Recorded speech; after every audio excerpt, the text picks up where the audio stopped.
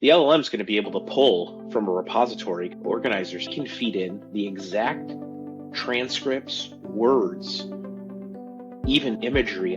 With the advancements of Gen AI, we suddenly are on the cusp of creating value in a very different way. And now there's the opportunity where we can map who physically shows up in the space, and these LLMs finally help to unlock the hardest part of it.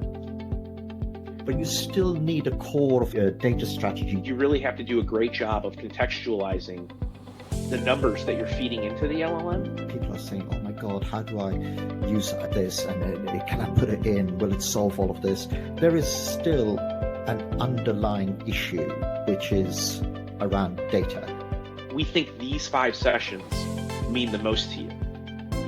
And so you have data working on both ends. It's both informative and predictive. If you really want to activate this, it goes back to thinking about the data strategy you need to activate it. Live events are a fantastic way to get first-party data that is going to be accurate, because people don't generally screw up their job title when they're typing it in real time.